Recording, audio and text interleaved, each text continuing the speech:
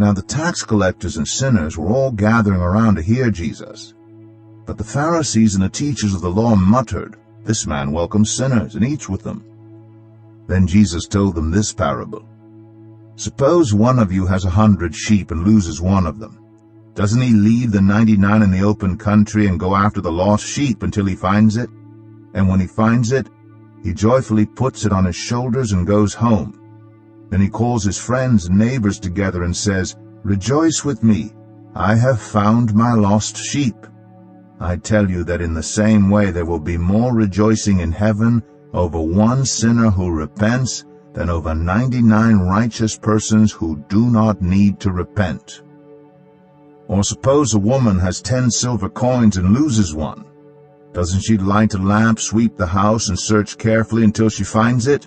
And when she finds it, she calls her friends and neighbors together and says, 'Rejoice with me, I have found my lost coin.' In the same way, I tell you, there is rejoicing in the presence of the angels of God over one sinner who repents." Jesus continued, "There was a man who had 2 sons. The younger one said to his father, 'Father, give me my share of the estate.' So he divided his property between them. Not long after that, the younger son got together all he had, set off for a distant country, and there squandered his wealth in wild living. After he had spent everything, there was a severe famine in the whole country, and he began to be in need. So he went and hired himself out to a citizen of that country, who sent him to his fields to feed pigs. He longed to fill his stomach with the pods that the pigs were eating, but no one gave him anything. When he came to his senses, he said, 'How many of my father's hired servants have food to spare, and here I am starving to death?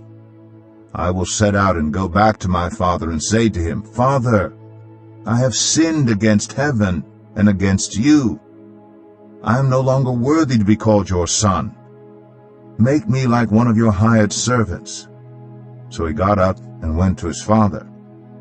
But while he was still a long way off, his father saw him and was filled with compassion for him.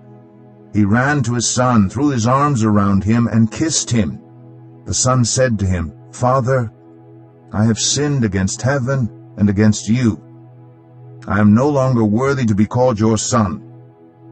But the father said to his servants, 'Quick, bring the best robe and put it on him. Put a ring on his finger and sandals on his feet. Bring the fattened calf and kill it. Let's have a feast and celebrate. For this son of mine was dead and is alive again. He was lost and is found.' So they began to celebrate. Meanwhile, the older son was in the field. When he came near the house, he heard music and dancing. So he called one of the servants and asked him what was going on.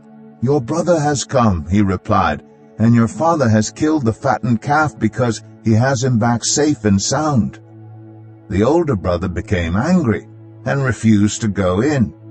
So his father went out and pleaded with him. But he answered his father, 'Look, all these years I've been slaving for you and never disobeyed your orders. Yet you never gave me even a young goat so that I could celebrate with my friends.